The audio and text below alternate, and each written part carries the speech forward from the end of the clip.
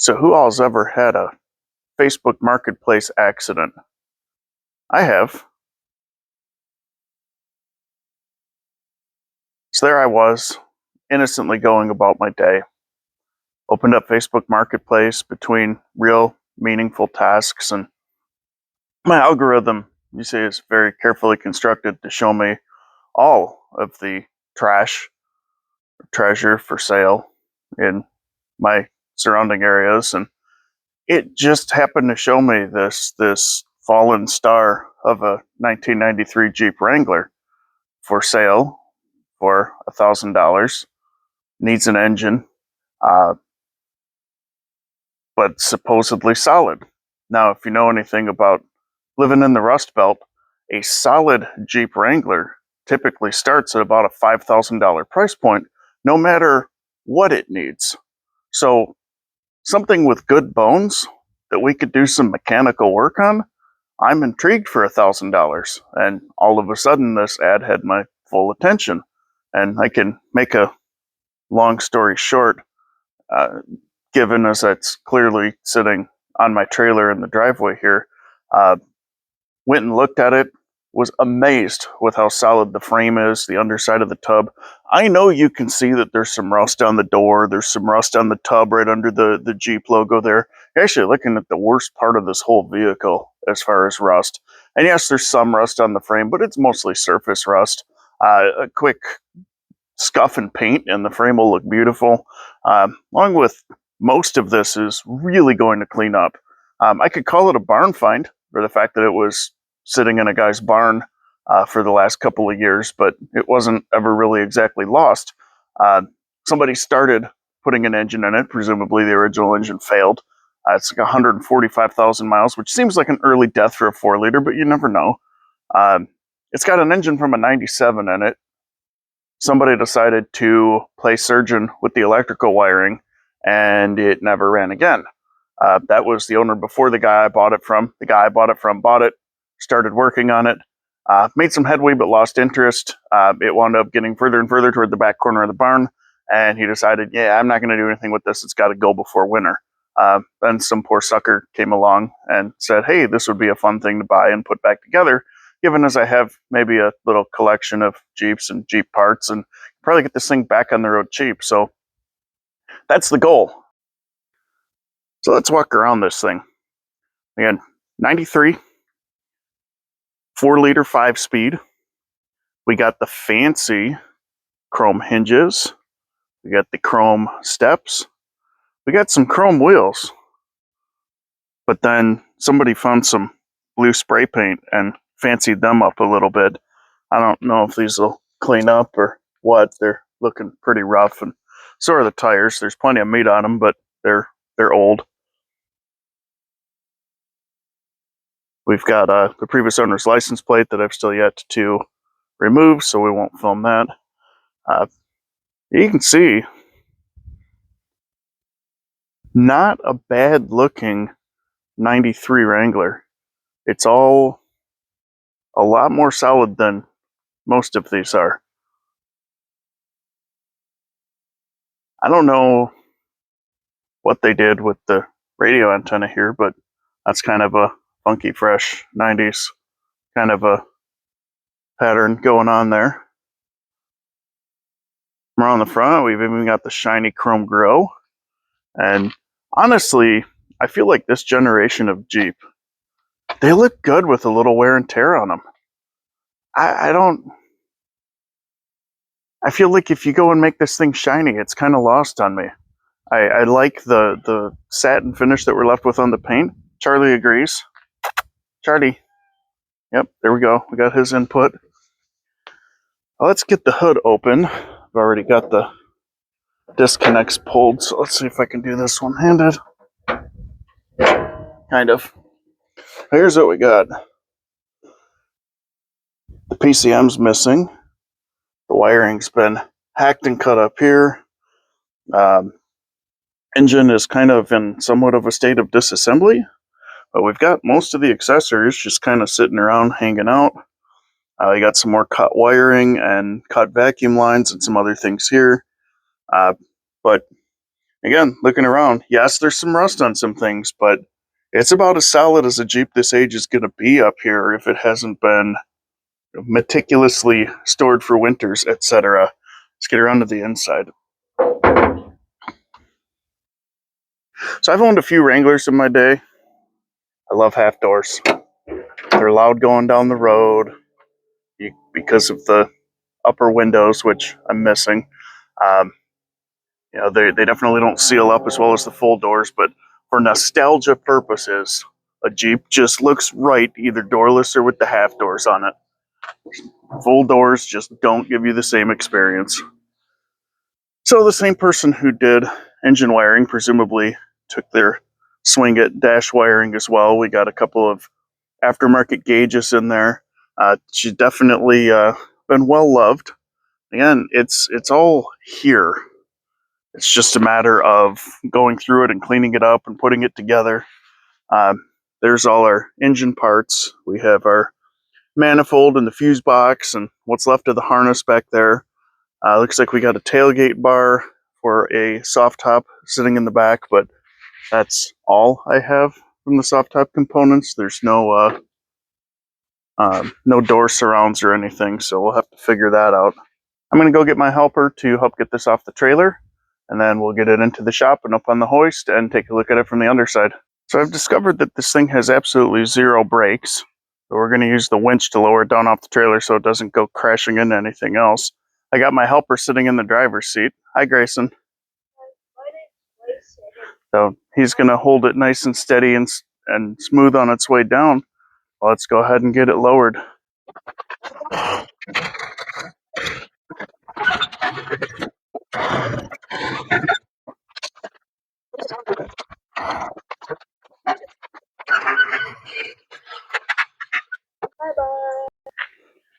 So I think before this goes in the shop, we're going to go ahead and get some of the crap stuff vacuumed out of here, just so that we're not working with something quite so nasty. I mean, look at this center console. So I've got Top Help enlisted. My name's Grayson, and he's going to help me vacuum up the Jeep. You ready? Yep, Dad and I are gonna help.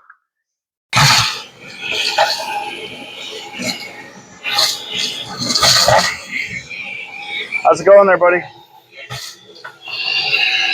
Good?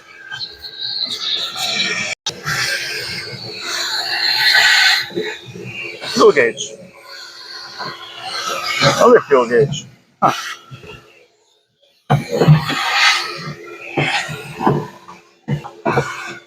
Yeah.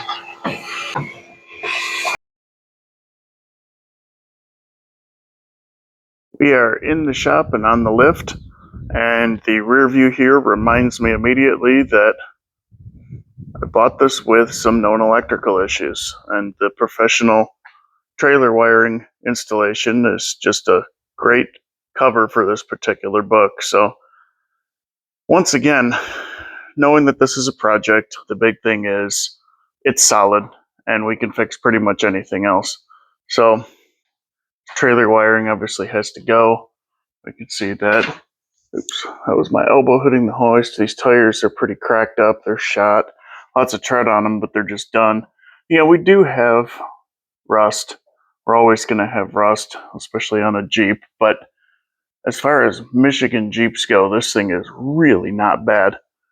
Duck under the hoist here. And so we've got a Dana 35 rear axle with the requisite leak from the rubber fill plug that like to get hard and stop sealing. We've got leaf springs at all four corners because it's a YJ and they ride like a pissed off rocking horse. Again, our frame was the big thing, and there's scale on it, but these aren't holes. It's solid. I went through and through and through this thing in the guy's barn when I looked at it and could not find a single issue with this frame. What I do see an issue with is the fuel system, given us our filter is supposed to be right here in this bracket, and we've got one line dangling here. that's coming from the tank. But that doesn't seem like a heavy enough line. There's another line dangling here. Oh, we'll have to get into that and figure out what feeds it. Obviously, it clicks in there. Brake lines look rusty. It has absolutely zero pedal. Oh, it's leaking somewhere. Speaking of leaking somewhere, a couple things jump out at this 231 transfer case. One of them is that I don't remember 2x6 being part of the mounts, but here we are looking at it. And the other is somebody obviously fought a leak. We've got whatever they gobbed on here, some kind of a epoxy. And up here we can see they were using just generic gasket maker stuff to try to seal up this tail shaft housing. So we'll have to see. I've got a few of these sitting around that would make good parts donors to fix that. The good news is the case itself, unless there's a crack hiding under this, looks okay. But I have to believe that when I see that gasket maker up there, that's probably just a bad gasket leaking, because I think by the time they cracked the transfer case, so this thing's got probably a little lift on it, but it's not like the drive shaft isn't too long to where it would compress and push on the back of the case and risk cracking it. I think this is just a bad seal that somebody threw what they had at, and we just need to take it apart and fix it. Oh, again, kind of moving along here. This frame is rusty, but it's not compromised. I don't know how clearly that shows on camera, but this is all very solid. No holes, no soft spots, nothing to worry about with it. And that's what led me to pulling this up onto my trailer and starting this little adventure. Even looking up above the mount here for the cross member for the transom transfer case, everything's solid. Oh, and all the mounts, everything's all intact. And this will totally clean up and look great with a coat of paint brushed on it. So, what do we have here? Skyjacker soft ride hydro shocks that look like they've been there for a minute. That's cool. I noticed that this engine they put in is remarkably dry on the back for a 4-liter, so that's one thing in its favor. We've got a heated wiring harness here. Those are nice.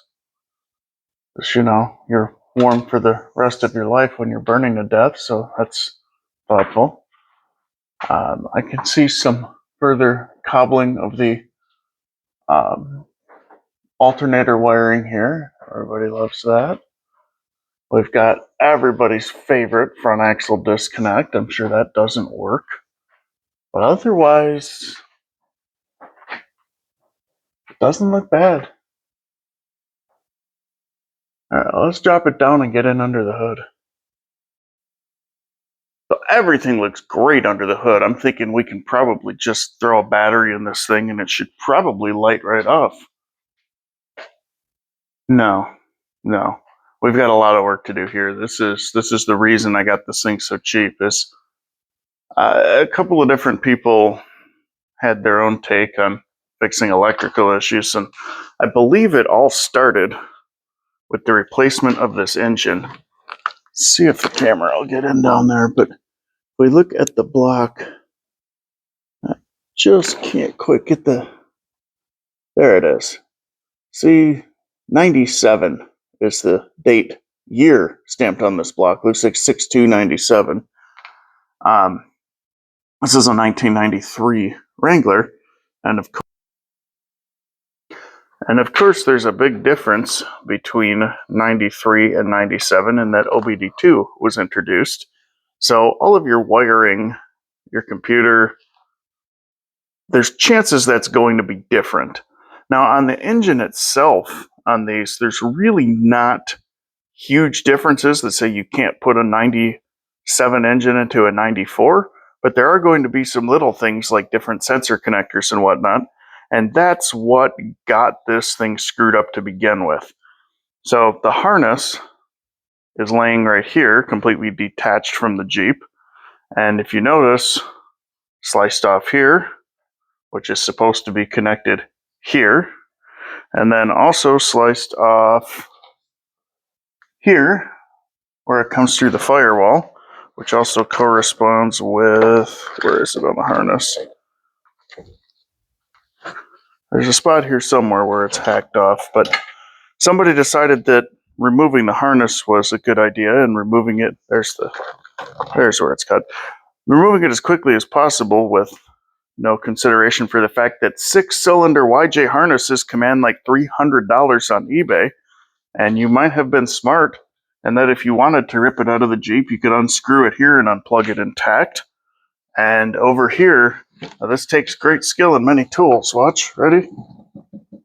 If you simply grab this rubber grommet and pull it out, look what's right here, guys.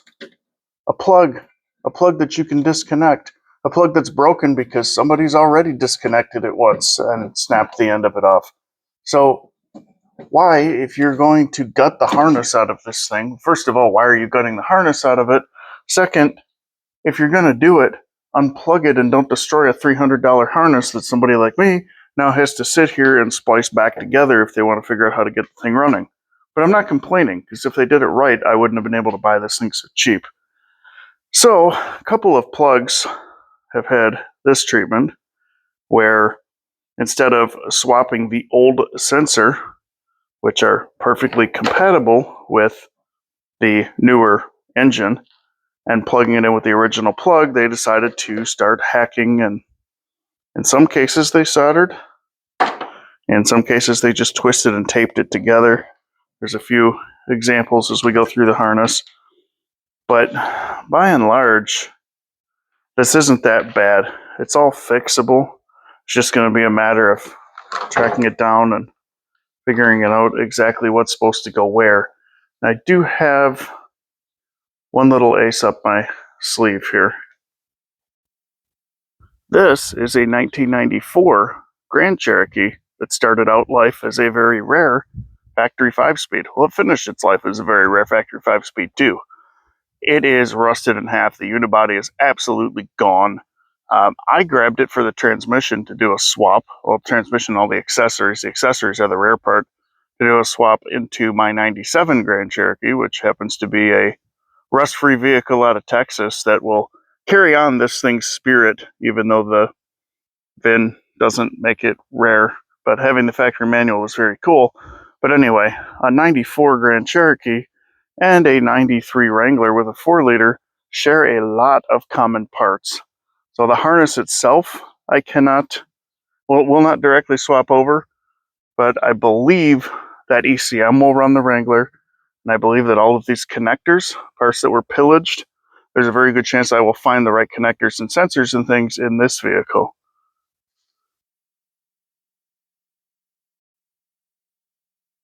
So I think my chosen starting point here is to start repairing this harness.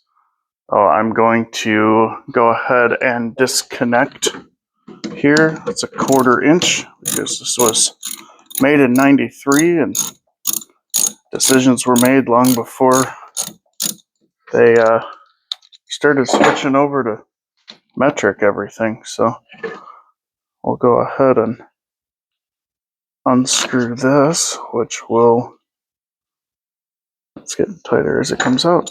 We'll unscrew this, which will give us access to it'll give us easier access to these wires so that we can get these spliced back to the harness where they belong.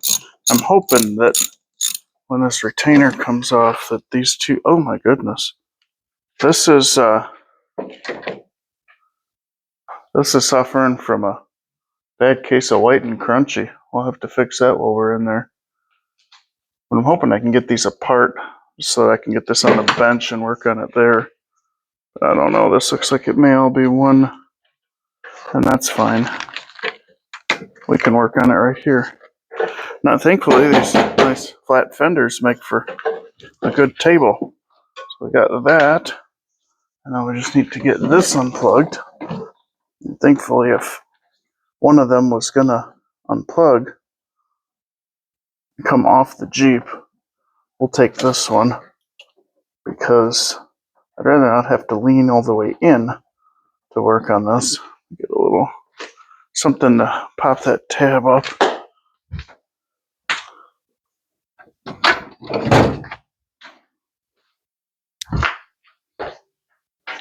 And hopefully not break the tab, because old plastic is the best part of working on these vehicles. Just enough pressure to get it loose, but not enough to break it is an art form. No white crunchies there. And then if I pull that aftermarket wire out, now I've got this where I need it, and can pull back this insulation and start stripping and reconnecting all these wires.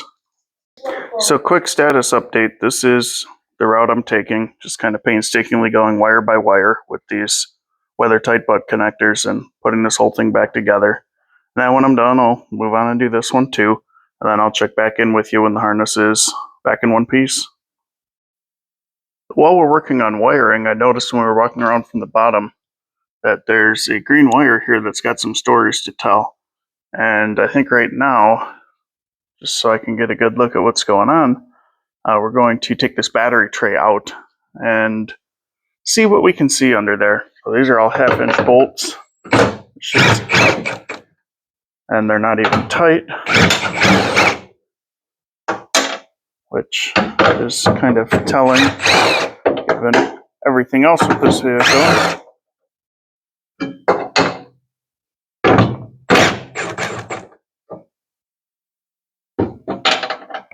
Right. That's all there is to it. That's all there is to it.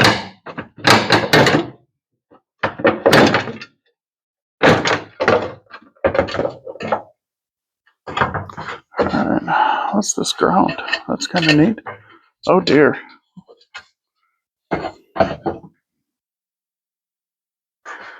Gee, what's that smell when we turn the heat on? I don't know, but it smells like something's burning. Huh, oh, it must be coming from something else. Holy moly. And then what in the heck is going on here? We've got a ground wire wrapped around, and this was up. The other end of this wire was the one that was running through that nut up here. I guess they were trying to give this some extra ground. Where did this green wire come from? One way or another, they're lucky they didn't burn this thing down. So the other end of this runs inside, and this feels like somebody just split a lamp cord in half, running it to each individual. So this is literally a hot wire that's just wrapped around, just cut and wrapped around this one. And then same thing with this other green one here that's all melty. And that all comes into this plug, which is how the blower motor is supposed to be powered. And I see no plug. Maybe the plug was in that harness? I don't know. Interesting. Well, this is all got to go. Because, you know, I'd hate to get this whole thing running just for it to burst into flame. I'll pull this out right now. So this is the level of electrical prowess that we're dealing with here, and it's no surprise that the thing doesn't run, or that they ran into big problems. I think this whole thing just needs to come out. My guess is the blower motor is probably shot and was drawing way too much power, and therefore probably melted the wiring inside. Here's another splice right here with butt connectors that are just open to the elements. I think the right answer here is to just, for right now, push all this off to the side, but I think we're going to wind up just putting a new blower motor in it when we get to that point.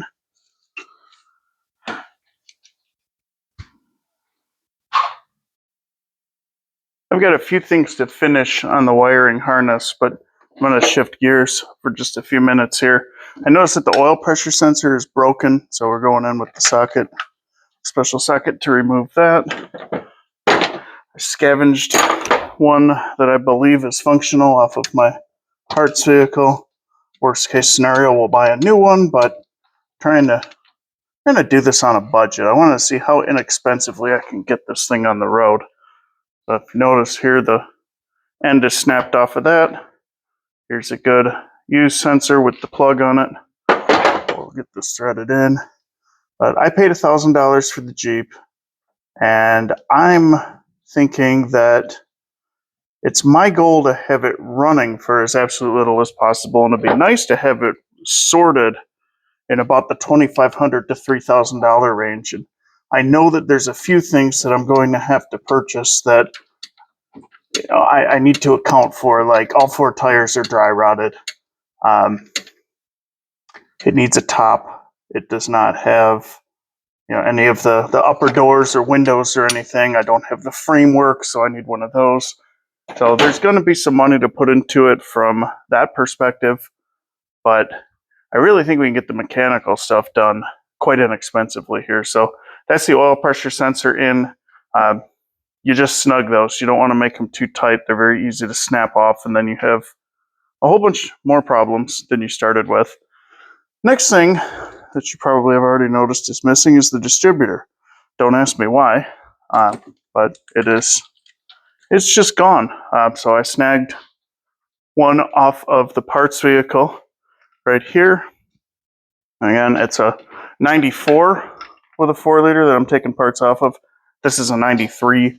They should all be exactly the same. So I'm going to get that bore cleaned up in the block, and then we're going to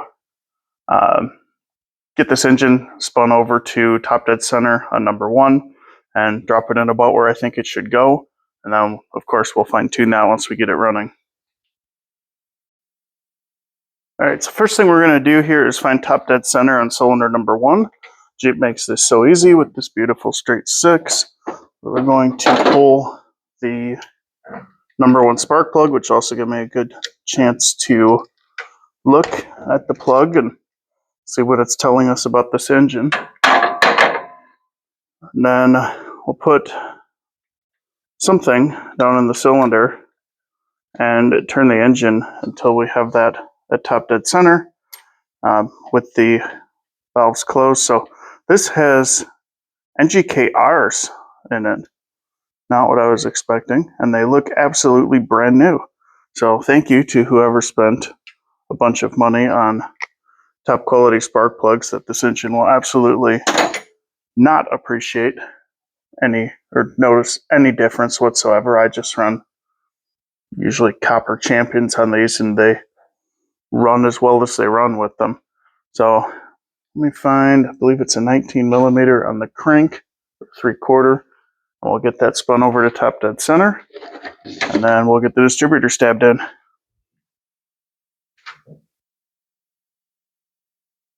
All right, so the Jeep wanted me to correct myself. It's not a 19 millimeter. This was born before that. This is a 3/4 inch, which is effectively exactly the same size. So I got the plug out. I've got a screwdriver in the bore. Oh, she's tight. She's in gear. I'm gonna run myself over.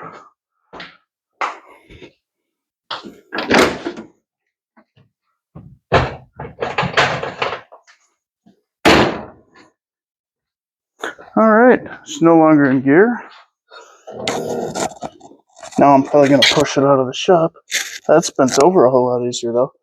So I got a screwdriver sitting in here. I think we were actually almost just a little bit past top dead center. So now we got to make a trip around. That's fine. That'll tell us a lot about how the engine feels, which is good for us to know anyway.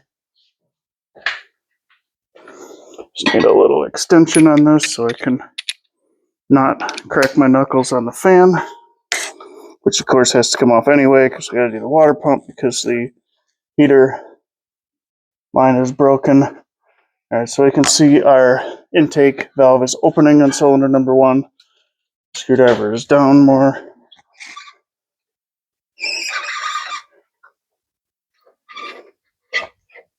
Doesn't really feel very great turning over. I have no idea if this is a good engine. Alright, number one, both are closed. The piston's coming up because we see it moving the screwdriver. My thought with this engine was, I don't know, let's give it a try. Worst case scenario, I'll just pull the engine out of the parts Jeep and drop that in here. We're at top dead center.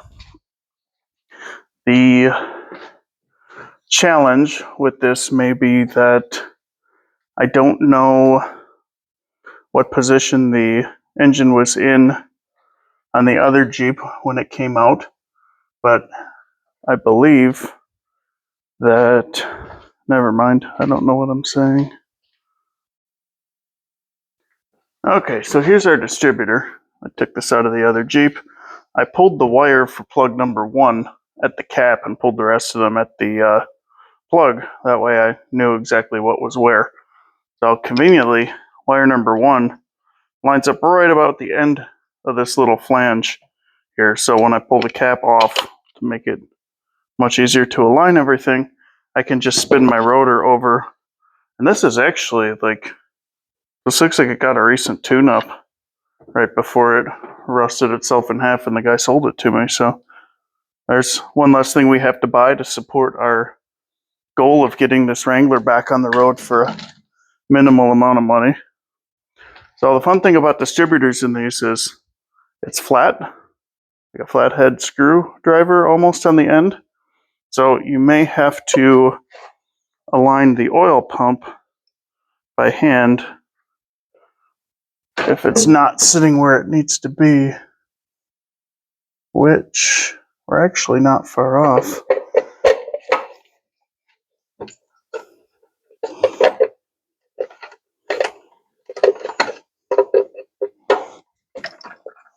Now we're going to have to turn that a little. We can just get it with a screwdriver and turn it back a little bit.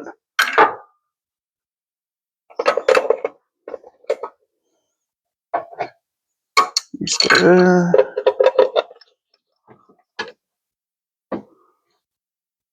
And that may be, that's going to be a little past one, but I also have it at top dead center and it's going to have some advance. That may be right about where we want it. So so you can't turn the distributor to adjust timing on these. You get it locked in based on the splines, and then there's actually a little foot on the distributor that the bolt goes through. So you get it as close as you can, and then the computer will adjust the injector timing a little bit to get things where it wants it, but actually makes it kind of easy to stab a distributor in because it just all lines up and then you tighten it up and that's it.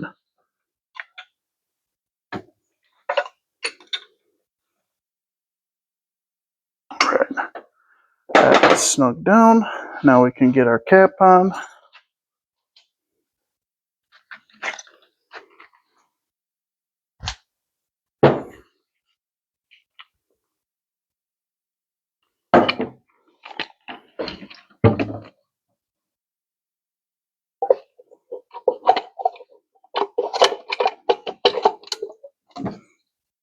Come on. There's only one way for you to go on. Don't fight it. It's your home. All right. Where did my Phillips go? There it is.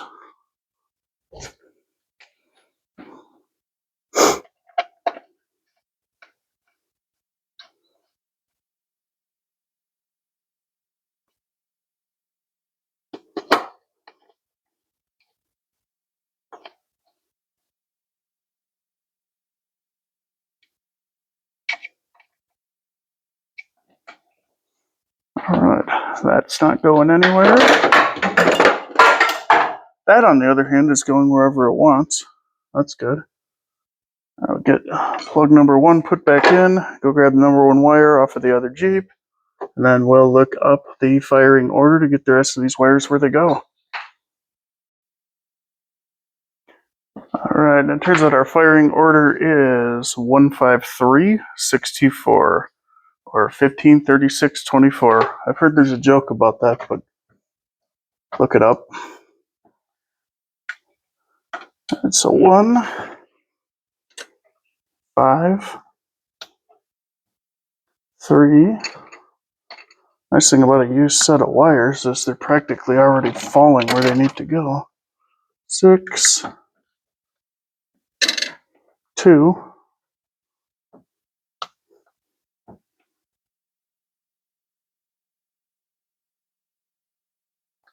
4.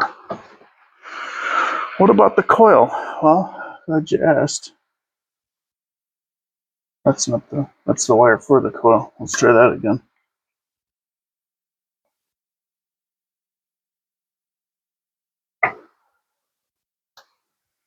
The coil is missing from this one and has a big crack in it on the parts Jeep. And rather than putting a part that's clearly bad onto this one, I think we'll just treat it to a new coil. So this is hanging there, ready for that guy to show up whenever I can get in and order one. All right, so we have a distributor, we have an oil pressure sensor. We've got some sketchy looking wiring coming out of the alternator here, but as it's now started pouring, that's a project for another day to go pull that and cut it off the harness in the other Jeep. In the meantime, I think my next step here is I want to start cleaning the top. I can see some junk sitting in these rockers, and I would like to get that out before we attempt to spin this over or start it. I can also start working on putting the intake on.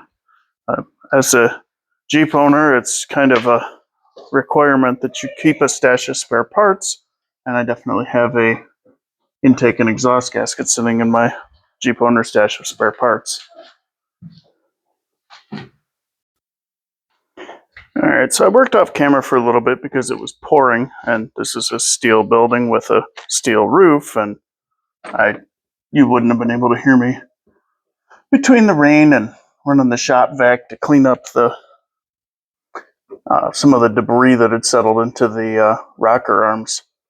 I did not have a valve cover gasket, a new one in stock, but once I thought about it for a minute, I do have a collection of these 4-liter engines sitting around, and sure enough, I had one that had a rubber valve cover gasket on it. Is it the right thing to do? No, we probably should treat it to a brand new gasket, but for right now, I just want to get the valve cover in place. I have no idea if this is going to be a good engine or not. So let's figure that out. Changing the valve cover gasket on this later, if this gasket happens to leak, is like, it's not that big of a deal to go back and do it. So we're just going to put a valve cover on it. This is not the valve cover that came with this one, because somebody thought that you could save money on the modest price of a Jeep 4-liter valve cover gasket simply by using twice the value in RTV is what a gasket's worth. So that valve cover's got like a lot of work that needs to go into it if you want to actually be able to use it again. So there's that, but that's okay. This one swapped right on, and we'll just hope it doesn't bring any bad juju with it, because the engine it came off of certainly did not enjoy a very kind end of life. But that's how it goes. I'm just using the impact to snug these. We'll come back with a torque wrench and follow the proper procedure. But yeah, mostly I just want the valve cover on for right now, so that we're not dropping stuff inside the engine. It's like the gasket sealing surface on this side for the intake and the exhaust needs to be cleaned, and I don't want all of that stuff flying in there, so we'll get it sealed up. This is actually coming along quickly. I am pleasantly surprised, and I probably just cursed myself, but pleasantly surprised with how smooth this is going so far. I'll just hope it keeps doing that.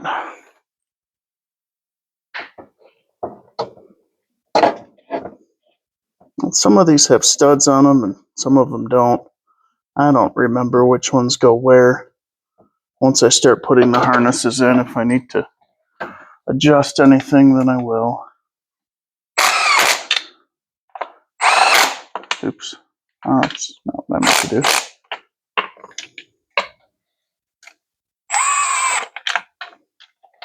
Oh, it's already tight.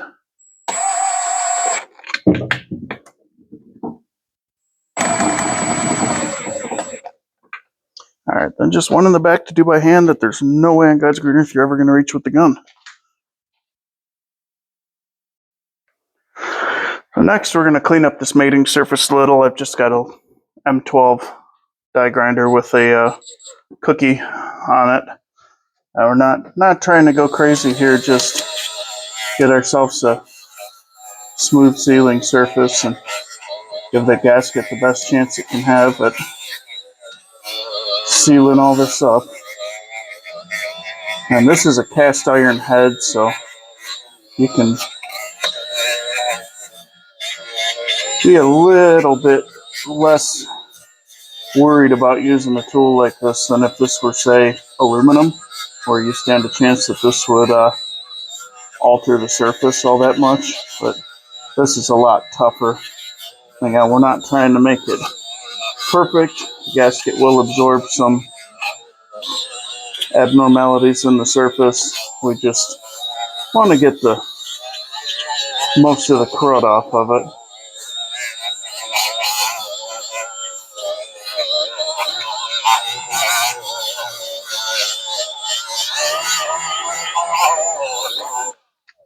Switch hands for these back few.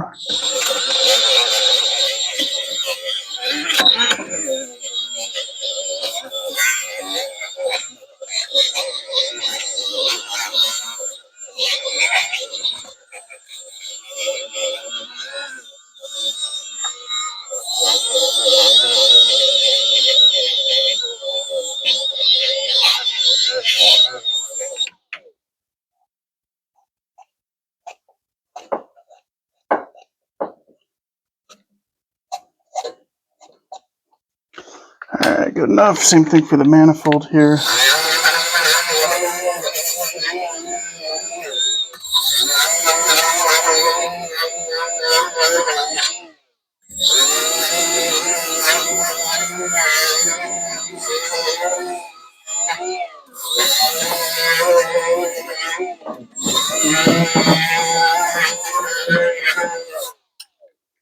Alright, let's go see if they left me an intake manifold in the back.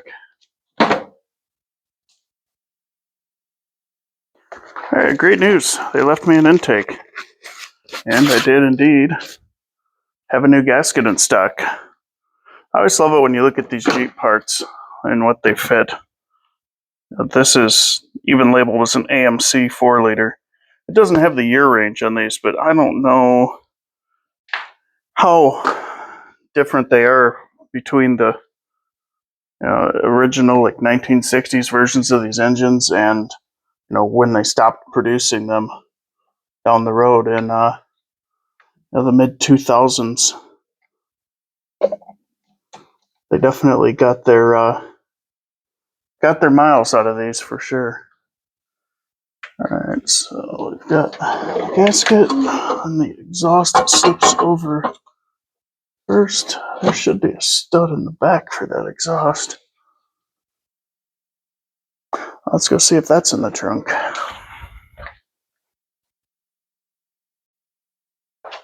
Alright, I think I found most of the hardware back there. We'll get these first couple of bolts that don't come through the intake started. I love these 4-liters. They're generally very easy to work on. But I don't love dealing with these manifolds. It's like the only place on these engines where you find just these stupid tight working conditions. Of course, I really shouldn't complain about that on this vehicle because it only gets worse. as you get into the new ones with the rounded manifold and the catalytic converters up in the front. So, universe, don't take me too seriously. I am still counting my blessings.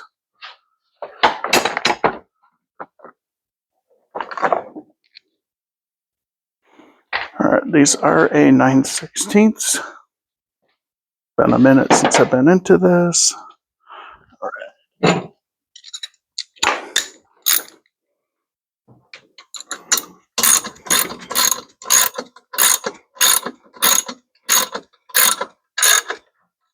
Let's get these snugged up.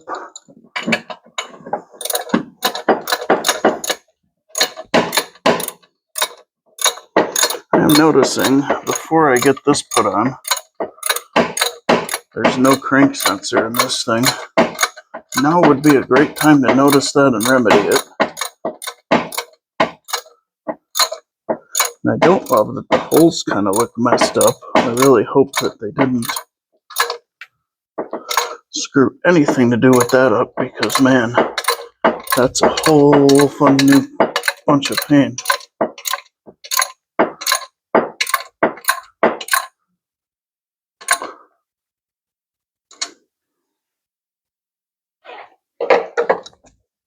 I thought I saw a crank sensor in the back. I was hoping they just loved me and gave me an extra one because they wanted me to have a good day. The crank sensor is definitely all messed up, and I can see it great from here, but I'm not going to be able to reach it. So I'm going to have to lower the cross member and access it from the top. I was just complaining about reaching manifold bolts, and that came around to put life in perspective, because I would sure rather deal with manifold bolts than that wretched crank sensor. But that's okay. At least it's a thing we know, and we'll get it figured out. In the meantime, I'm going to keep going with the manifold just so that I can keep getting progress made today. It's all cleaned up and ready to mate with the gasket here. In we go, just like that. And then we just need to get a couple of bolts started so that it doesn't fall out as soon as we let go of it.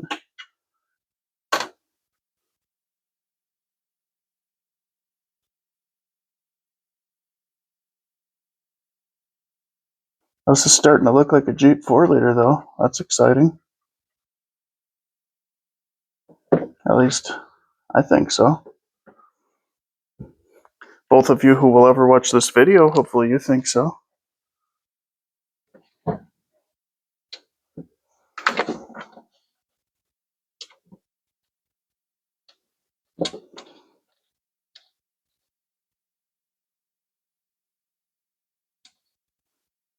I'm wondering now as I'm looking at this, which intake manifold is this? I don't think there's a date on these. I'm just wondering if it's the one that came with the Jeep or the one that came with the engine. Maybe it's C, none of the above. Maybe we'll find out the hard way that nothing is going to go our way. I don't think that'll be the case. These things are pretty... You can switch manifolds around year to year. It's just a difference sometimes in injectors and whatnot, but if I've got a problem there, then I'll go get the injectors off of the parts vehicle. Alright, that's all the top bolts started. And I know that just because I know there's bolts on the bottom too, I've only got 2 more sitting here, but that probably just tells me how many were lost.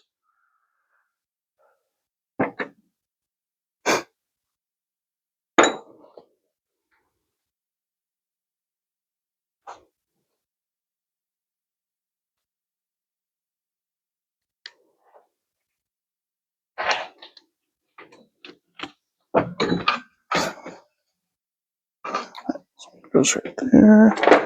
Luckily, when you buy a project that's got just a bunch of bolts rolling around in the trunk, it's nice to have a collection of Jeep parts, because you know, 1 or 2 of these bolts most definitely ran for the hills. That's always fun if you don't have spares.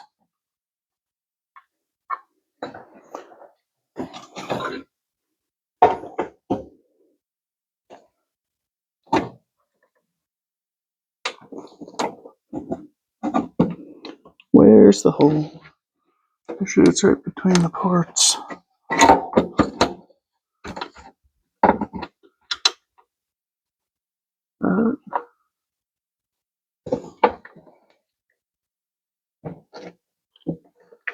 Nope. Let's cheat and look at a different intake manifold. So it's been a few days on the Jeep. I also did some work off camera just because it started pouring when I was out here the other day. And metal building, metal roof, you'd have never been able to hear me. Love the sound of rain falling on a metal roof, but not great for shooting a video. So I have some progress to share. This harness is largely put back together. It was cut here. It's all spliced and taped. I'm going to have to figure out how we're getting this guy back over the end of that connector, or end of that harness where it snaps into the connector, because that harness is a little fatter now, so probably have to modify a little bit.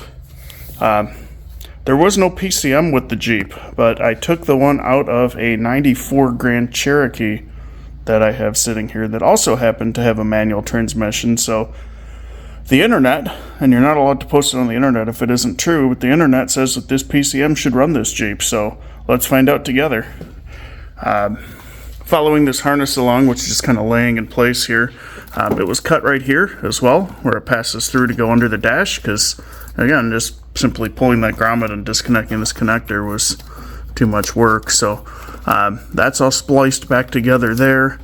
I've got this kind of laying sort of where it goes with the fuse box sitting on the fender over there. I've got to get the battery tray back in and some other stuff, but we still got some spaghetti here. Some of this is just, factory wiring that looks just fine, that just happens to be pulled out of the sheathing, and it's no big deal. Some of it looks like this wiring to the temp sensor.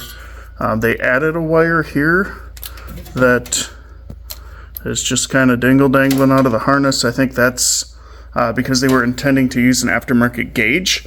I know that that's one spot that we're going to run into problems, because this is a 94 with a 97 or a 98 engine in it now.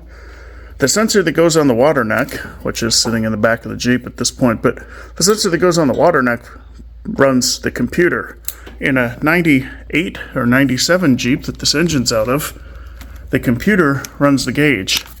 This Jeep has this pesky wire right here, which is supposed to go to a sensor that's right here on the cylinder head, which exists in a 94 cylinder head, or a 93 cylinder head, which is what this vehicle is. It's not there, so I already know the gauge isn't going to work, and I'll have to figure it out. I can swap an earlier head on it, but maybe there's something I can do to make the gauge work without going through all that if we got a good running engine. So first and foremost, I just want to get it running. The number one thing I'm concerned about, when you buy a vehicle like this, you really have to read between the lines, right? And the guy I bought it from said, when I got it, I couldn't get spark. And that's when I just started taking it apart. Well, right here is the wiring for the crank position sensor. You notice there are different colored wires in the harness versus what's going into the plug. So I need to find a whole new connector, because that bit is snapping off of it as we speak. But I need to find the wiring diagram. I'll look that up and see if these wires are even in the right order, because gosh, that sure would make it not run, and wouldn't that be an easy win if that's what was actually wrong with it. Let's recap some of the other things that I did off camera. So I got the distributor installed the other day on video, but I did get the coil. I mentioned that the coil that came off the parts Jeep was cracked, and I'll probably not run it, but for right now, I know it works despite being cracked, so we're just going to start there.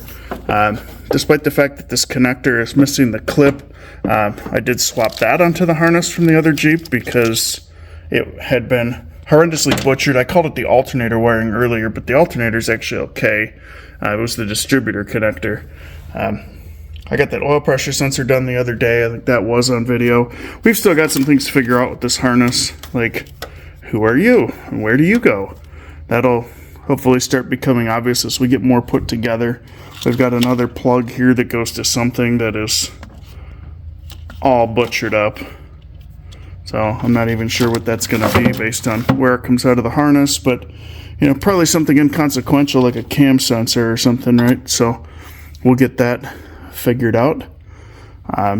That's where we're at with the wiring. I do have a fuel filter that arrived. We'll get the fuel filter installed. We're just going to keep on putting back together. Where I do have one major concern is the crank sensor came in the back of the vehicle. It's supposed to be way down there. Focus. Get in there. The harder I try to focus, the more it refuels. Oh, it did for a second. Right down there in about the middle, I can see that somebody butchered up the mounting spot on the transmission, which would be another good reason why we didn't have spark if that sensor wasn't reading. But reality is these Jeeps are very simple machines. This is moving along nice and fast. I couldn't be happier with the progress. We're just going to keep on going here and get this all put together, and then try and get it started and see where we're at. So I think we'll start today with some cleaning and painting, maybe a fresh coat of wax. Just kidding. We're going to get the battery tray back in first, because that's kind of needed to get the fuse box installed and finish routing the harness over here. And my main thing I want to get is the underhood electrical figured out. I know this blower motor is absolutely shot. This wiring is all melted and dangerous. That will need to be replaced, but that comes out from inside the vehicle, so there's really no reason for us to leave this taken apart.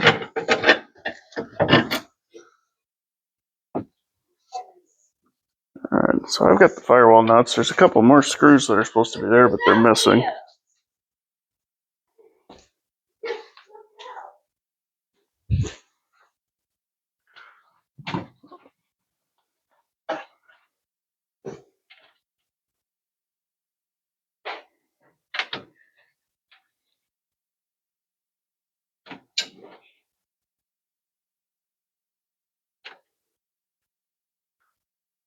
Sometimes I work on stuff like this and I have to wonder, when's the last time that somebody actually really loved this vehicle and took care of it? Like, when was its last wash?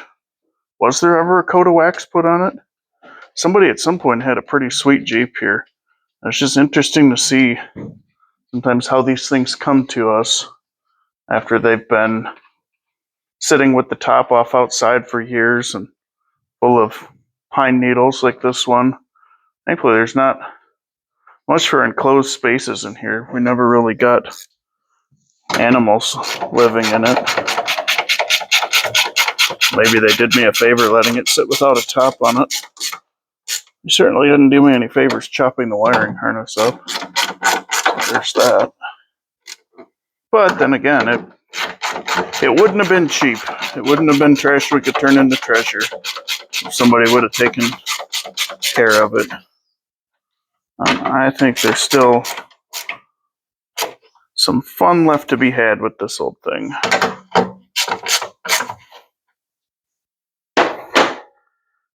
Alright, so now our harness.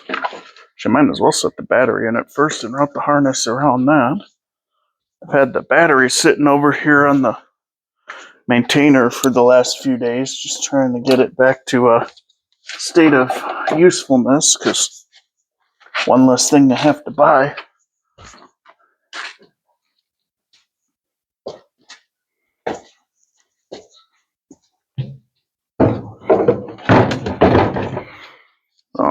Date code puts this battery from 2021, I believe, so it's not that old.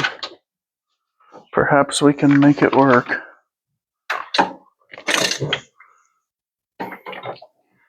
There's our negative. I'm not connecting the battery just yet.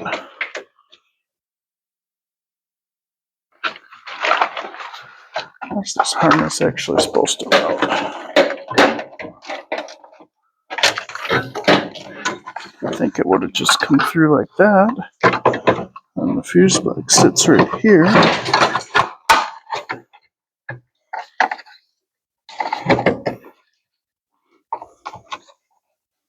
kind of just like so.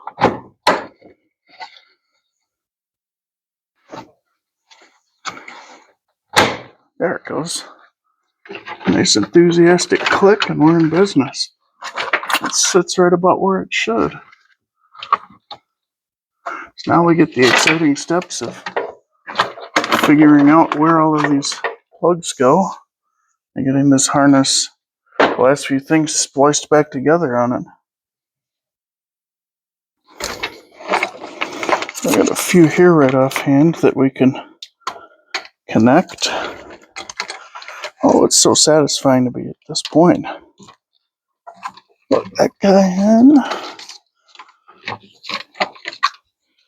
Alright, what else is right here? We've got... Hey, what do you know? This butchered up one, that was the plug for the cam sensor. This other one's for the oil pressure sender. And of course, the locking tab is broken off. I may have to get creative with some zip ties for some of these. I definitely need to stop and look at the wiring for this cam sensor plug because I don't like that one bit. Concern being that if this is wrong, that could be a very bad thing for that PCM, on top of not letting the Jeep run.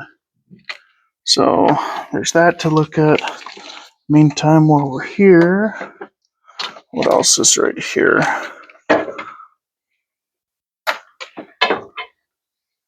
Let's see, our positive cable can fish under here.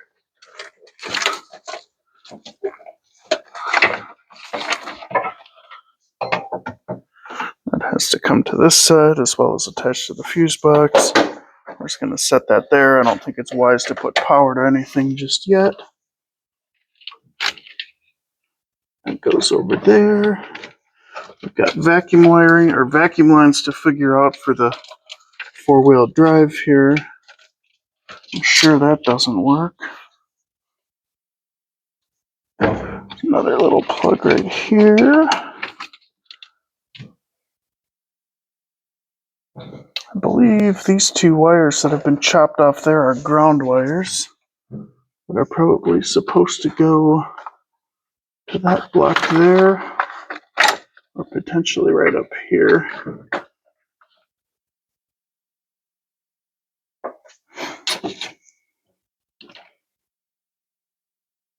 Alright, so we're at the point of figuring out that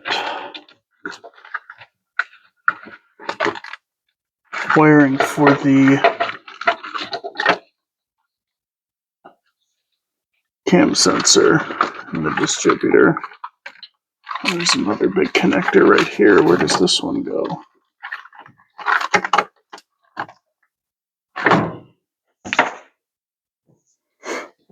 Alright, I'm going to go look up that wiring and I will be right back.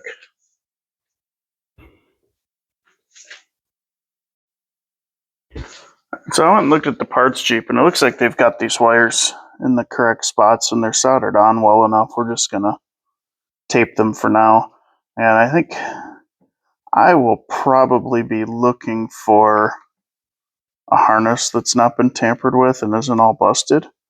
If this Jeep becomes more than just a can we get it running project, simply because some of what we're doing here, with so many splices in this harness, I just don't know how ultimately reliable that's going to be. It's a Jeep, so it's a vehicle that is subject to extreme conditions, rough roads, that kind of stuff. And especially if I'm keeping it, I guarantee it is going to be doing that kind of stuff because that's what you do with a Jeep. So we don't want to be 15 miles from the middle of nowhere and have the thing conk out on us because of issues stemming from all of the indiscretions that have been committed at the expense of this wiring harness. And they're like They're like $300-400. Maybe not quite, like $300-350 for a good used harness. Unfortunately, they are a little more expensive because these 4-liter harnesses are desirable because you need one if you're swapping the 2.5 to a 4-liter, which is, I think I already mentioned this earlier, but it's something a lot of people like to do. So if you've ever driven a 2.5 equipped Wrangler and then a 4-liter equipped Wrangler, you'll note that while the 4-liter is certainly no rocket ship, it's certainly a whole lot more satisfying to drive than the 4-cylinder. So usually when people break their 4-cylinder, they come looking for the 6-cylinder to replace it with. Come on, all the way on. Split loom is so much fun. There we go. That nicely hides all of our sins. Perfect. Click. All right. That's plugged in. That's plugged in. Now we've got these 2 wires hanging out here are ground wires. So they have been cut off of this that was on the side of the engine there. So I'll go to my trusty box of terminals here and see what I can find to replace that with. Let's see. Does this fit over the stud? And which stud? We're actually going to this stud. That should fit over it just fine.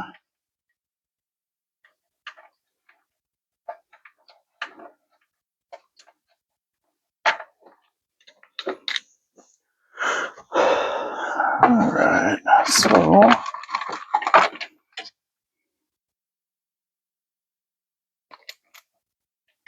strip these back. And they were going into one terminal from the factory. We'll just go ahead and twist those 2 together. Pop this terminal over them.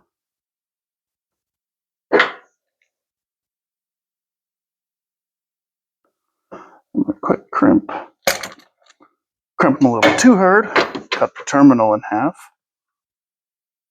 Actually, I only cut the shield in half. That's a nice solid crimp otherwise. So what we'll do is just pretend we didn't see that. Stick it on there.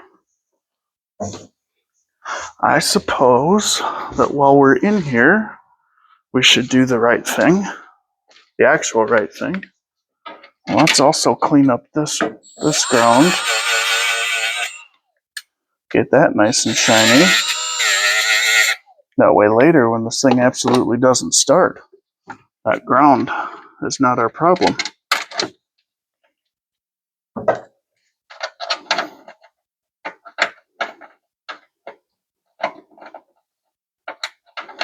Come on, Brad.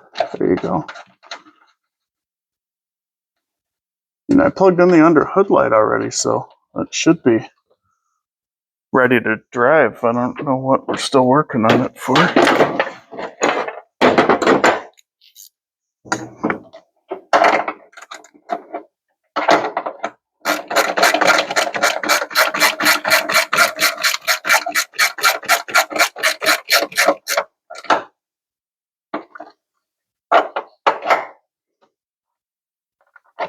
All right, torqued to spec, ready to roll. Now we need to space this other ground back on, which I probably should have done first because the harness would have been more flexible. But that wouldn't be entertaining if I didn't get to struggle with it first. Come on. Get in there. All right. We'll do that one by hand.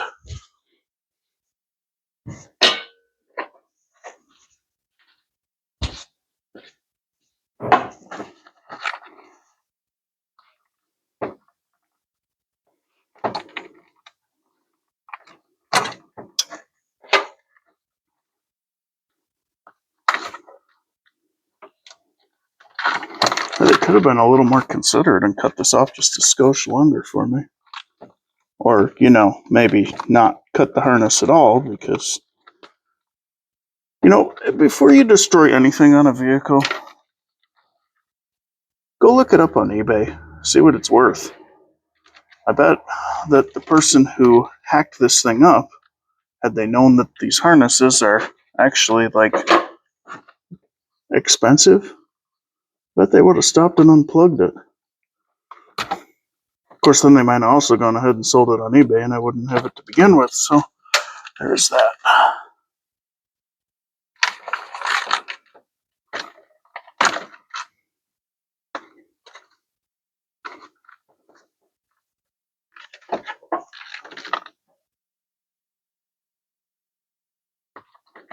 Alright, where there's a will, there's a way.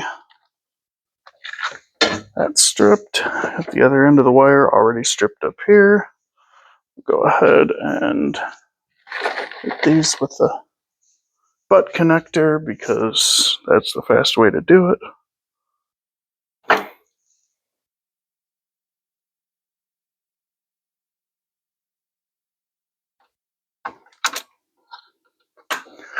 This is exactly the same way that I repaired the rest of the harness.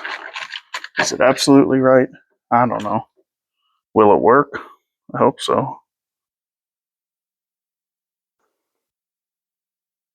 It beats a lot of the twisting and taping that was going on in this thing before, so we'll take that.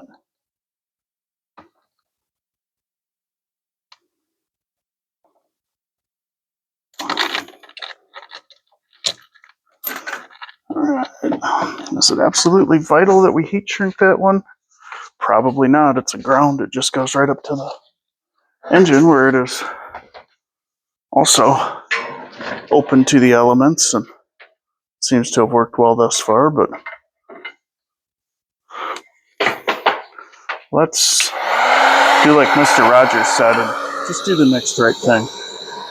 Go ahead and shrinkulate that. Plus, this is always a fun game. It's, will the shrink wrap shrink before something that wasn't supposed to shrink melts and catches on fire and ruins your project. And that's probably good enough for that particular splice. May as well clean this guy off. It's pretty grungy.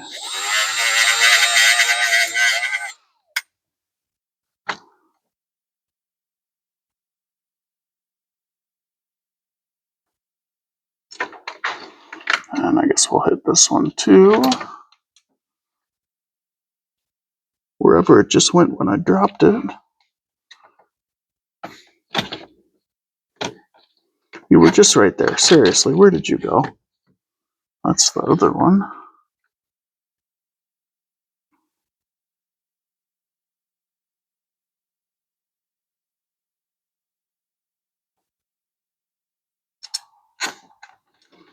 Oh, here's the end of the cable of negativity. That looks nice and shiny.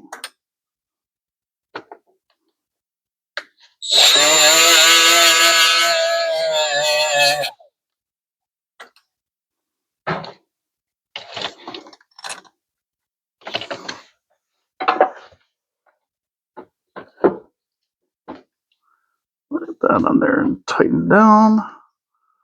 There's a stud on the engine. The cable that comes from the battery to the engine goes on first. Then that nut gets tightened down. And these other two from the harness go on top of it and get tightened up against that first nut. So there's this one can come this way. Go there. There's the one I dropped. That will go on top. Apparently this is a two-hand sort of an operation. those on, get our nut, drop our nut, look for it, don't find it, go in the house and pour a bourbon. Oh, there it goes.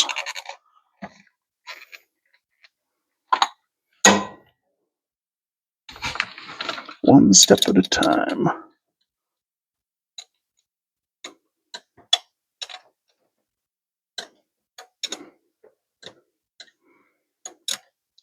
Next thing I really need to find for this poor Jeep is a top and some upper doors, because it is not going to get to sit in my shop all winter, and I do not want to be the next guy to leave it sitting out in the elements.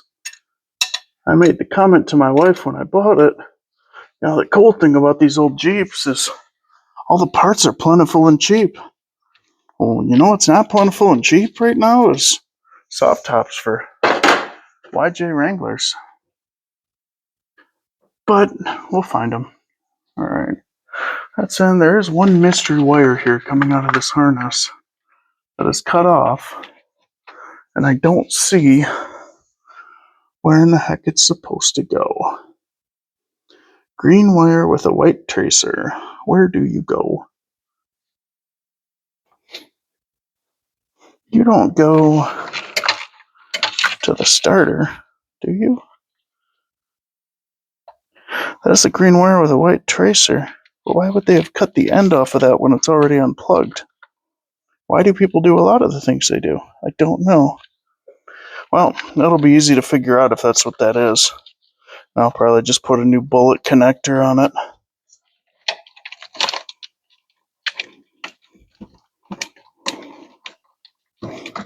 Oil pressure sensor in the split loom, like so.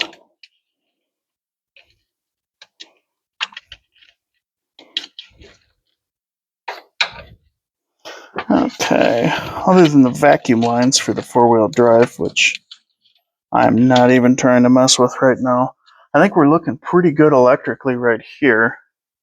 The next big thing to figure out is going to be all of this wiring up top, as well as that CPS. So I'm actually kind of curious right now to do a quick fire test. I have the PCM unhooked. What I mean by a fire test is, let's just give it power and see what it does for a second, and if anything is burning, then we'll take the power away and start tracing the smoke. I'm going to hook up the fuse box wire here. That may be just good enough. And what happens when we touch it?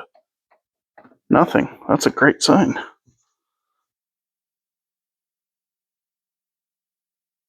Okay. Anyone see anything smoking yet? Let's go see what things look like inside.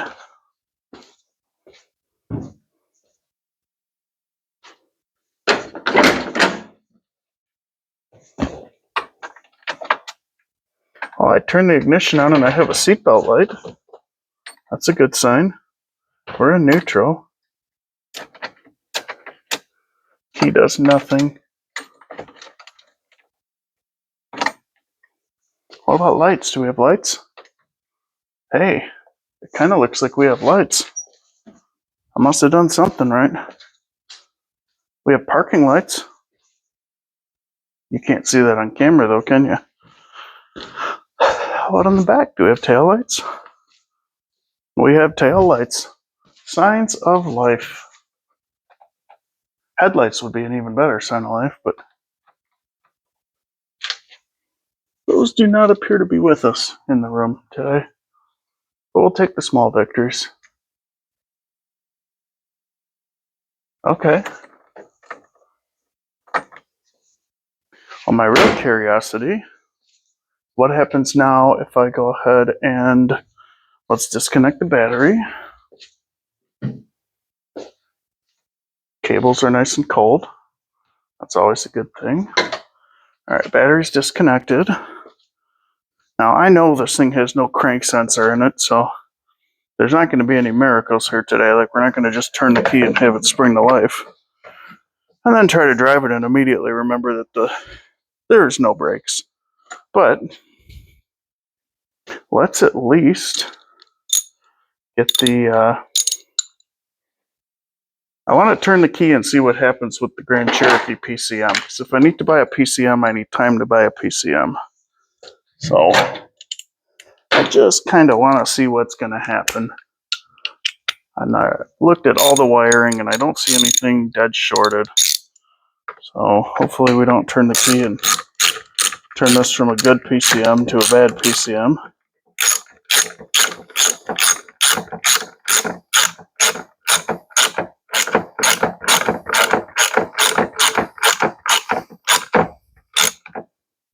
Okay, it's on. Now we'll go ahead and connect the battery up.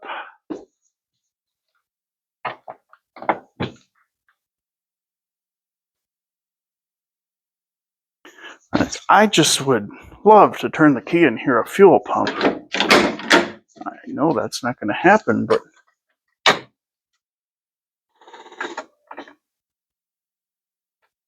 I turned the key and heard a fuel pump. No kidding.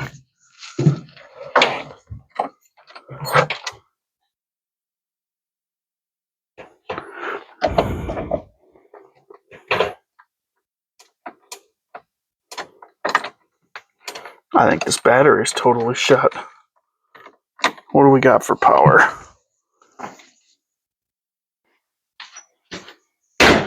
Keep in mind, this battery was sitting in this thing, and it was totally discharged. I do have a jump pack, so we'll try that if we need to, but let's see where we're at here. Cables are nice and cold.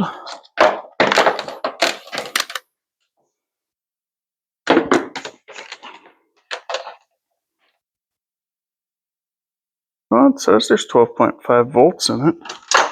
Let's throw the jumper on it anyway, just to keep things interesting.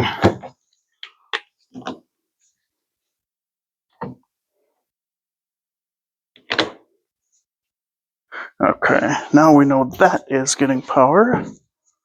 Let's turn the key. Let's see if she does anything different.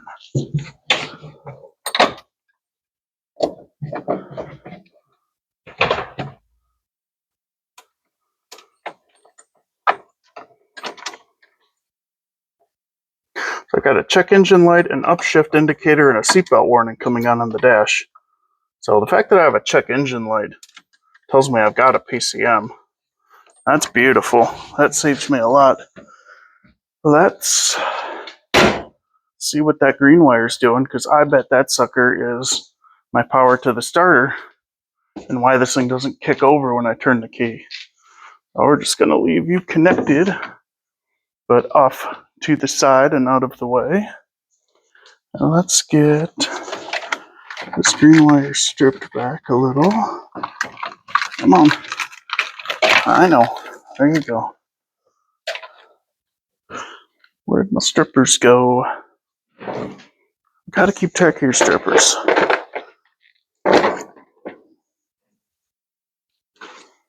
There we go. What'd you think I was talking about? That wasn't very clean. You're not supposed to rip the insulation, you're supposed to remove it.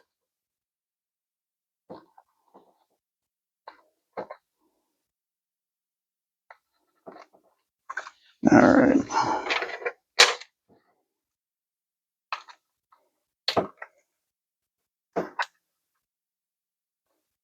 I bet you absolutely are the signal to crank.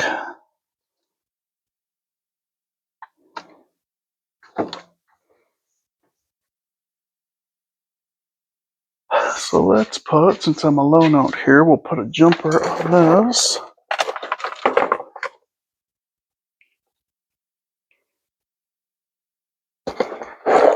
And I need one more clip. So here's what we're going to do. We're going to put a jumper wire on that wire, hook that to my meter's positive lead, set that somewhere where it can't get in trouble. Then we're going to connect the negative lead to ground. And then we're going to move the meter over here where I can see it when I turn the key. Set, of course, to read 12 volts. And then I'm coming around to this other side. And we'll turn the key, see what we get. All right, key's on. Clutch in. Nada. Not one single nothing. Okay. So messed around with it for a bunch and still cannot get it to crank. Curiously though, if you turn the hazard lights on, you get an intermittent, it goes just with the blink of the hazards, you get a signal of the starter. And I just happened to notice this because my son came outside and wanted to help for a little bit. And while I was under the hood looking at stuff, he climbs into the driver's seat and pushes the button for the hazards.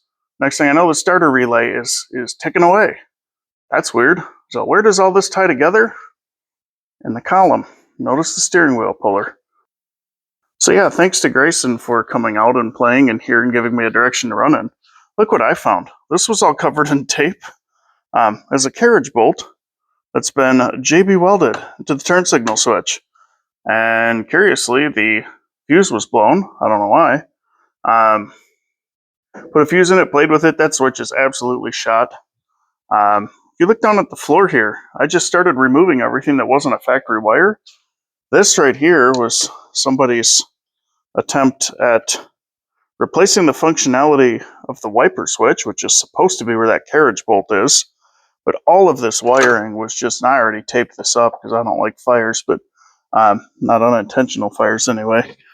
Next order of business here on the Jeep as we continue through the electrical adventure is getting the crank sensor installed. It's always dangerous when you see one of those laying in the trunk. It's even worse when you look at it and see that the threads are all boogered up in the holes, and that's probably why it was not installed. It's probably also why the last guy to give up on this thing said, hey, no matter what I did, it wouldn't make spark. Oh yeah, no, crank sensor will do that. So the crank sensor goes way up there. It's hard to see, it's even harder to reach. So we're going to start by lowering the cross member, which will also give me some answers to some other fun questions. Question number 1, why is there a 2x6? Question number 3, what's all this filler gobbed on the back of the transfer case? Question number 2, which probably should be question number 1, are these bolts going to come out? We'll see. Alright, I've got you guys in the tripod. I've got my trusty impact wrench. Let's see what contestant number 1 says here.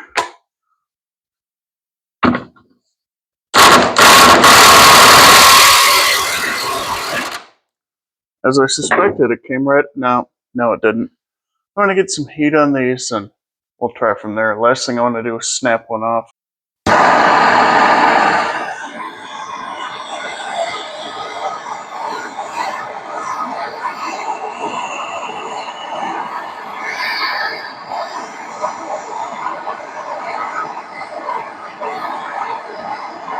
So yes, the heat expands the bolt. So if you're wondering why do you want to expand a bolt that you're trying to remove, as the bolt expands, it's going to help break the bond that it has with the rust in the threads. And even though we're expanding it slightly, breaking that bond will help the bolt break loose when it gets the torque back on it.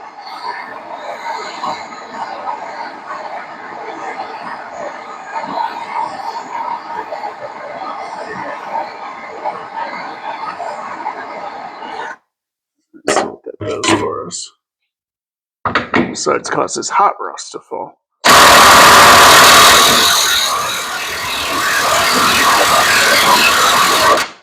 Absolutely nothing. Sweet. I had to break out the induction heater. Those suckers were in there, but the good news is they're all out. I've just got a couple left hanging on by a few threads to support this plate. There's the 2x6. I Don't see a Chrysler part number on it, but I'm guessing that the trans mount is probably absolutely shot, and that was the solution, was just stick a piece of wood in it, because why actually replace the mount when you can just shove a piece of wood in it? It's a Jeep thing. You wouldn't understand. I wanted to get back on camera just in time to let you witness me either drop this thing on my head or burn myself on the superheated bolts here. Maybe both. So far, so good.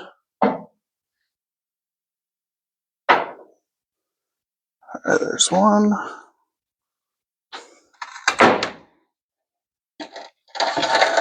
They did not skimp on this skid plate. This sucker is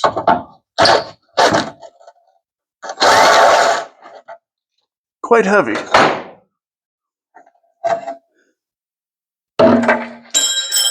Oh, ooh, a wrench.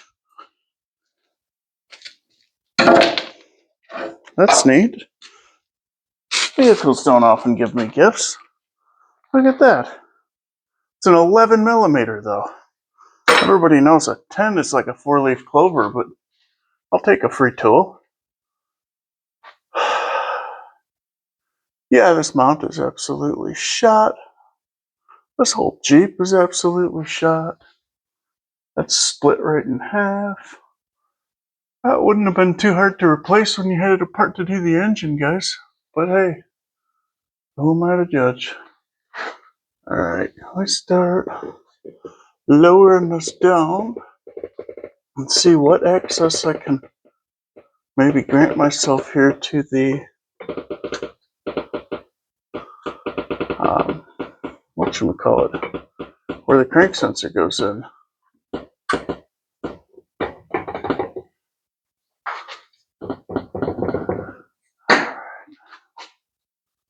I can kind of see it just a little better. There's the mounting holes. That far one looks okay. This close one, somebody sheared the bolt off and then tried to drill it, and they drilled it way away from where they actually needed to drill it. So that's fun.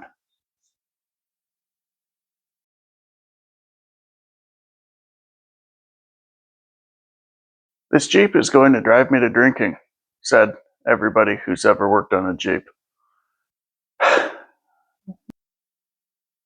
I'm back into the wiring harness. A little bit here, a little bit here. That's still spaghetti. But I got everything all put together and got that crank sensor in and whatnot, and the Jeep would not crank over. And try as I might, I was not getting a crank signal to the starter relay. So my first place, I thought, well, hey, it's going to have to come through one of these two harnesses that come through the firewall. Probably this one that has most of the wiring and was severed, as the one in the middle is mostly for the gauges, if I recall correctly. But what I learned is that this green wire here in position G5 on like every YJ Wrangler, and maybe even beyond the YJ, is the wire that's supposed to get the crank signal. This is the harness that was butchered. However, under the steering column, that green wire at the connector under the dash links to this yellow wire that comes out of the ignition switch. I was getting 12 volts out of that wire when I turned the key. I started tracing it all over the inside, only to find out the fuse box here under the dash has the bulkhead connector on the other side of it. Somehow, that wire got into the wrong spot in the bulkhead connector. I couldn't tell you why. I couldn't tell you how. All I know is that I checked the factory service manual for like every year of the YJ, and no matter what the engine configuration, no matter what the year, no matter what the transmission, no matter what day of the week it was built on, no matter whether it was carbureted or fuel injected or black or red or yellow or white, G5 is where the crank signal comes through that connector every single one. Correct me if I'm wrong, but that's what I found. So how did it get to be in the wrong? It was in like H2 on the connector on the bulkhead. The only thing I'm wondering is, I know that this 93 has a 98 engine in it. I know that the guy before me started swapping that engine into it, gave up at some point. I'm wondering, what I noticed is it looks like the XJ Cherokee uses the same bulkhead connector and has the wire in H2. And I'm wondering, the pins are actually pretty easy to move around once you take that fuse box down under the dash. I'm wondering if they were planning to use an XJ wiring harness and started doing some moving things around to make that work so that they wouldn't have to move them on the harness side, which is much more difficult. All I can figure. It doesn't make sense, but I moved the crank wire to the correct spot, and now it cranks, but it sounds like this.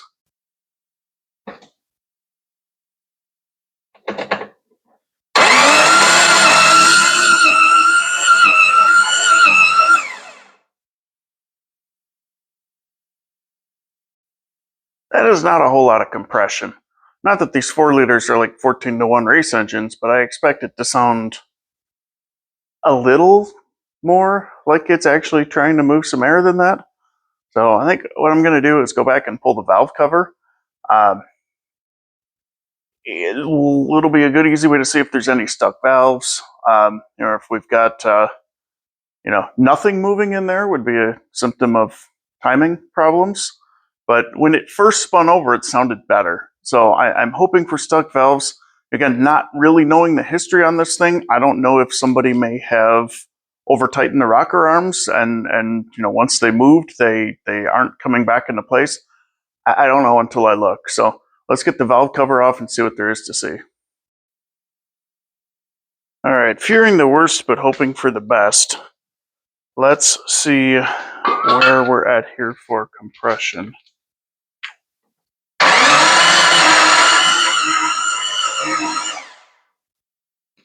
Oh boy. Let's get you hooked in on this gauge. That is like 20 psi, and that would explain why the engine sounds the way it does. I don't understand, because it cranked over just fine when it first cranked. I'm wondering if we had maybe a new head gasket and it wasn't torqued down correctly. I guess I can check the torque on the head bolts just as kind of a last-ditch effort, but something tells me this engine is coming out, which makes this a little more of a project than I thought we were getting into, but still worth it. Still got a good correct year, actually, 4 liters sitting around. That would be a nice, easy swap into this thing, so it will live to see another day. But let's check the torque on these head bolts. Well, this is a massive Hail Mary, but might as well check to see if by some miracle they just didn't tighten the head bolts all the way. No.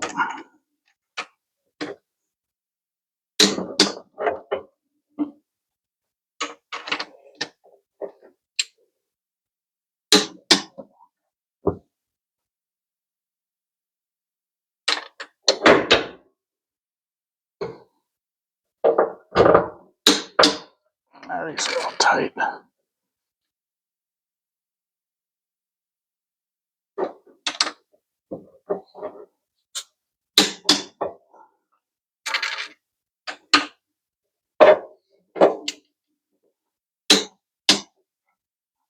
There's no point in even keeping going with that. I may run compression on the rest of this thing just for sheer curiosity's sake, and I may tear the head off it just to see what I can see. But the reality is I have another engine I can drop in here for free, and I already know that it's a good runner. And given the spirit of this project, it's not really worth me tearing apart and putting money into this engine when I've got another one sitting here. Oh shit! Oh shoot! Gosh darn it! I see the whole problem. There was a mouse nest inside that intake manifold, and it got sucked into the engine.